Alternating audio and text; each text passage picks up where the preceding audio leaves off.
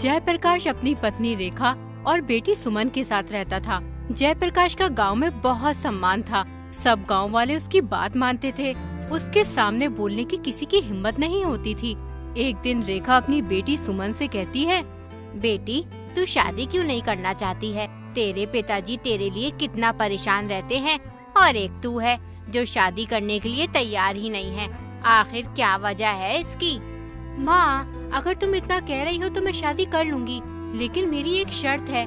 मैं शादी उसी लड़के से करूंगी जो मेरी हर बात मानेगा। अगर ऐसा कोई लड़का है तो मैं उससे खुशी खुशी शादी कर लूंगी। अब ऐसा लड़का मैं कहाँ से ढूंढ कर लाऊं तेरे लिए? मेरी बेटी, एक बात हमेशा ध्यान रखना, पत्नी को पति की हर बात माननी चाहिए। और एक तू है, उल्टा रिवाज चला रही है।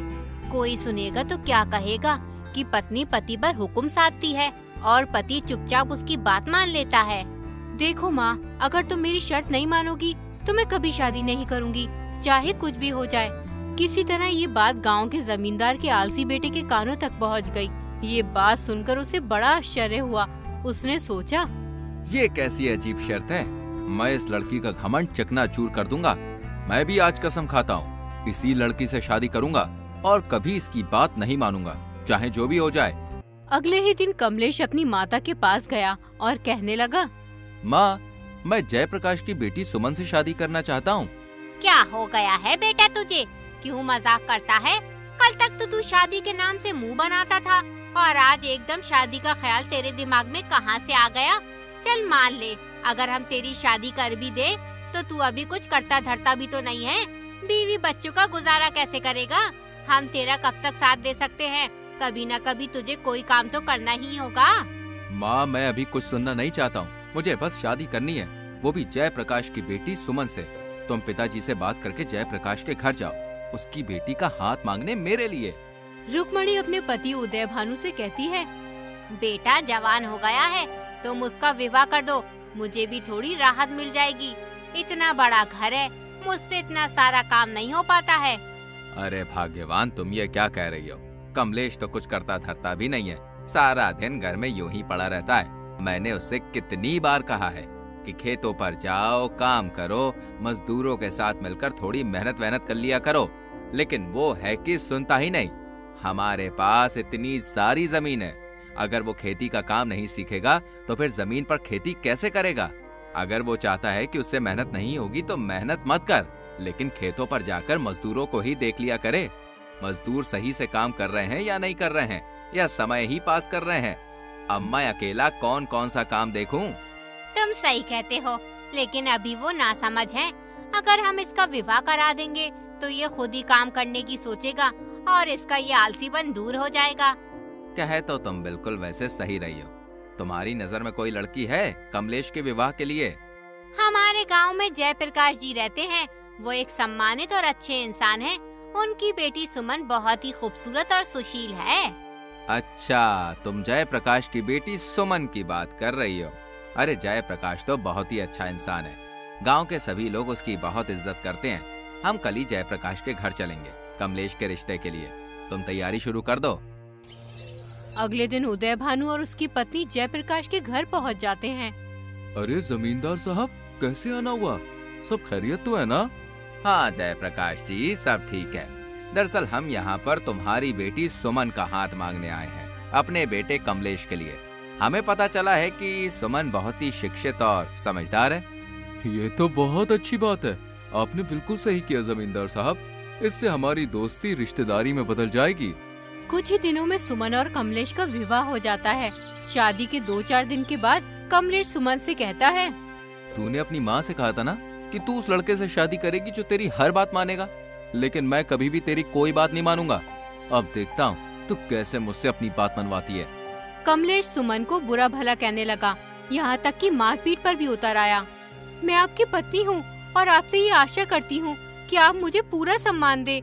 हमारे रिश्ते की मजबूती और खुशहाली के लिए बहुत जरूरी है कि आप मेरे प्रति आदर और समझदारी का रवैया अपनाएं। ये न केवल हमारे रिश्ते को बेहतर बनाएगा, बल्कि हमें एक मजबूत और खुशहाल जोड़ी भी बनाएगा। फिर भी अगर आप मेरे साथ मारपीट करना ही चाहते हैं तो मैं आपको ये अधिकार तब दूंगी जब आप खुद मेहनत करके पैसे कमा कर लाओगे। अभी तो आप अपने पिता के धन पर ऐश कर रहे हो। तुम्हें क्या लगता है मैं पैसे नहीं कमा सकता? तो फिर ठीक है, अब मैं तब तक घर में नहीं घुसूंगा जब तक मैं खूब सारा धन न कमा लाऊं। कमलेश अपनी पत्नी से ये बात गुस्से में कह तो देता है, लेकिन बाद में वो सोचने लगता है, अरे मैंने तो अपनी जिंदगी में कोई काम ही नहीं किया, ऐसे में मुझे क्या काम मिल सकता है जिसे मैं कर सकता हूँ? एक काम करता हूँ, सुरेश से मालूम करता हूँ, उसने बहुत सी जगह पे काम किया है, वो मुझे कोई ना कोई काम के बारे में जरूर बता देगा।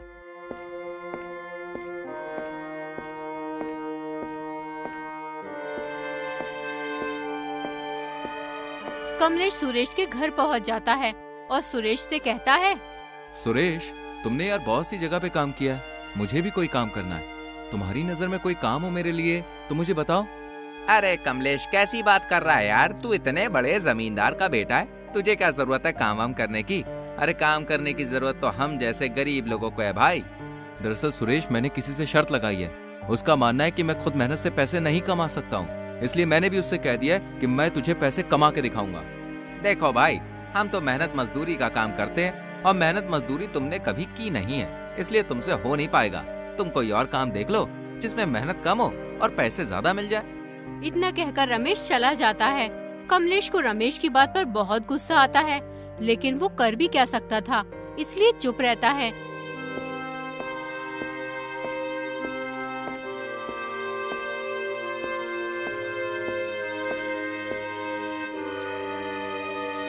अब कमलेश बगैर किसी को कुछ बताए धन कमाने की तलाश में निकल पड़ता है।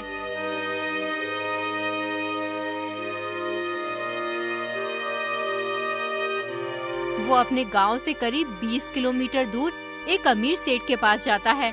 उस सेठ का बहुत बड़ा चावलों का गोदाम होता है। सेठ जी, मैं पास वाले गांव नंदपुर से आया हूँ, आपके पास काम की तलाश में। अगर आप मुझे कोई काम दे देंगे तो आपकी बड़ी कृपा होगी। नंदपुर में मेरा बहुत ही अच्छा मित्र रहता है, उसका नाम उदय भानु जमींदार है, क्या तुम उसको जानते हो? जब कमलेश उदय भानु यानी अपने पिता का नाम सुनता है तो वो घबरा जाता है और सोचने लगता है, कहीं पिताजी को मालूम ना हो जाए कि मैं दूसरे के यहाँ मजदूरी करने आया हूँ। अब मैं क्या करूँ? अगर घर वापस गया तो सुमन से किया हुआ वादा कैसे पूरा होगा? अरे जो होगा देखा जाएगा। अगर पिताजी को मालूम भी हो गया तो मैं उन्हें सब सच सच बता दूंगा। अरे भाई, किस सोच में डूब गए उदय भानु का नाम सुनकर? नहीं सेठ जी, किसी सोच में डूबा नहीं हूँ। हाँ, मैं उदय भान जमींदार को जानता हूँ, बेचारे बहुत ही ईमानदार और नेकदिल इंसान है। अब तो तुम्हें काम देना ही पड़ेगा, तुम मेरे मित्र के गांव से जो आए हो। देखो भाई, अगर तुम मेहनत और लगन से काम करोगे तो अच्छा पैसा कमाओगे। सेठ जी कमलेश को काम पर रख लेते हैं। जब कमलेश के पास अच्छा खासा धन इकट्ठा हो जाता है तो वो अपने घर जाने की सोचने लगता है। फिर वो सेठ जी से कहता है, सेठ जी, मैं सोच रहा था कि एक बार गांव जाकर बीवी बच्चों से मिल आता हूँ। तुमने बिल्कुल सही सोचा कमलेश, बीवी बच्चों से मिलना भी जरूरी है। तुम कल अपने गांव निकल जाना और बीवी बच्चों से मिलकर जल्दी वापस आना। कमलेश इकट्ठा किए हुए सारे पैसे लेकर अपने गांव की ओर निकल जाता है। रास्ते में उसे दो ठग एक पेड़ के नीचे खाना खाते हुए मिलते हैं। वो कमलेश से कहते हैं, अरे भाई, इतनी जल्दी में कहाँ जा रहे हो? आओ आओ, हमारे साथ खाना खाओ। कमलेश को बहुत तेज भूख लग रही होती है, इसलिए वो ठगों के कहने पर खाना खाने बैठ जाता है। फिर एक ठग कमलेश से बोलता है, लगता है आप शहर से धन कमा कर लाए हो। हम दोनों भी शहर जा रहे हैं धन कमाने की तलाश में। सुनो, तुम्हें पता है इस रास्ते पर बहुत सारे लुटेरे और ठग रहते हैं, तुम अपना धन सावधान होकर ले जाना। लेकिन मैंने तो सुना था कि ये रास्ता सुरक्षित है, इस रास्ते पर लुटेरे नहीं मिलते। अरे भाई, अब तो हर जगह लुटेरे और ठग मिल जाते हैं। अगर तुम अपने पैसे छुपा कर नहीं ले गए तो तुम्हारे लिए मुसीबत हो जाएगी। सुनो, हम भले और ईमानदार आदमी हैं, बिल्कुल तुम्हारी तरह। हम दोनों तुम्हारे धन की सुरक्षा कर सकते हैं अगर तुम चाहो तो। बाकी देखो भाई, आगे तुम्हारी मर्जी है। ये तुम क्या कह रहे हो? मुझे तो कुछ भी समझ में नहीं आ रहा। मैं तुम्हें अपना धन क्यों दूं? मैं तो सही से तुम्हें जानता भी नहीं हूँ। अरे भाई, इसमें नाराज होने की क्या बात है? तुम्हारा धन है, दो या मत दो, हम तो बस तुम्हें आगाह कर रहे थे ठगों से। कमलेश सोचता है, देखने में तो ये दोनों ईमानदार लगते हैं, अगर इन्हें मेरा धन लेना ही होता तो ये मुझसे जबरदस्ती छीन भी सकते थे। लेकिन इन्होंने ऐसा कुछ नहीं किया। मुझे इनकी बात मान लेनी चाहिए। देखो भैया, मैं तुम्हें अपना धन तो नहीं दे सकता।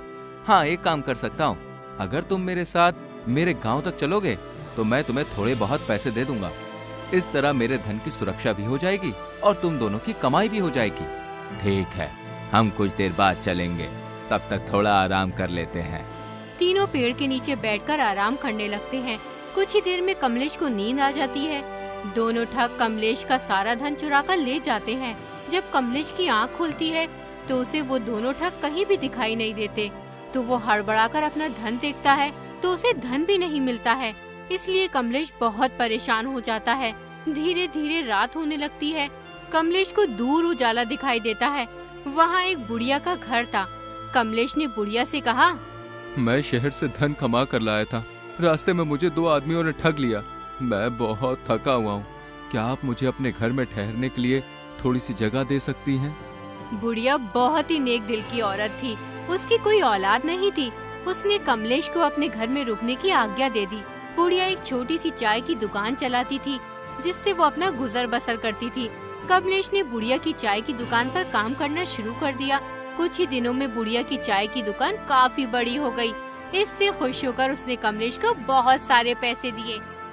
बुढ़िया से पैसे लेकर कमलेश सोचने लगा, अब मेरे पास खूब पैसे हो गए और घर से निकले हुए भी बहुत दिन हो गए। अब मुझे घर चलना चाहिए।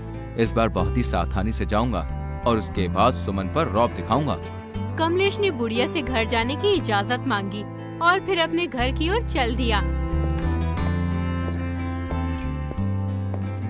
घर पहुंचकर कमलेश ने सारा धन जो कमाया था सुमन को दे दिया और फिर बोला, तुमने कहा था ना, जब मैं अपनी मेहनत से धन कमा के लाऊंगा तभी तुम्हारे साथ मारपीट कर सकता हूँ। अब पिटने के लिए तैयार हो जाओ।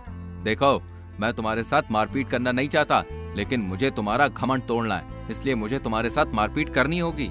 स्त्री को पीटना बहुत बड़ा पाप है। मैं तुम्हारी जीवन साथी हूँ। हम दोनों ने एक दूसरे के साथ जीवन बिताने की कसम खाई है। मैं तुम्हारा हर मुश्किल समय में साथ दूंगी। अगर फिर भी तुम मुझे पीटना ही चाहते हो तो घर के अंदर मारपीट करने का कोई फायदा नहीं है, क्योंकि किसी को पता भी नहीं चल पाएगा कि कमलेश ने अपनी पत्नी को पीटा है। गांव वालों को भी पता तो होना चाहिए कि तुम इतना सारा धन कमा कर लाए हो, इसलिए अपनी पत्नी को पीटना चाहते हो। आज आराम कर लो। तुम बहुत दूर से चलकर आए हो ना। कल सुबह सारे गांव वालों को बुलाकर मुझे उनके सामने पीटना। कमलेश अपनी पत्नी सुमन की बात मान लेता है। अगली सुबह वो सभी गांव वालों को इकट्ठा करता है। जैसे ही कमलेश अपनी पत्नी को पीटने के लिए आगे बढ़ता है, उतने में ही कमलेश के पिता उदय भानु जमींदार वहाँ आ जाते हैं। बदतमीज नालायक, ये क्या कर रहा है? एक स्त्री पर हाथ उठा रहा है। क्या तूने इससे शादी से पीटने के लिए की? जानता भी है, जिस दिन से तू गया है उस दिन से एक दिन भी ये चैन से नहीं सोई है। हर वक्त तेरी याद में रोती रहती है, और एक तू है जो इस मासूम को पीटने के लिए तैयार है। भीड़ के सामने कमलेश शर्मिंदा हो जाता है। उसके दिल से सुमन के लिए नफरत मिट गई थी। उसे अपनी गलती का एहसास हो गया था। वो सुमन से माफी मांगने लगता है, यहाँ तक कि उसके पैरों में गिर जाता है। उसके बाद सुमन उसे उठाती है और बोलती है, तुम्हारी जगह मेरे पैरों में नहीं बल्कि मेरे दिल में है। उसके बाद कमलेश ने कभी सुमन से कुछ नहीं कहा और उसकी हर बात मानने लगा।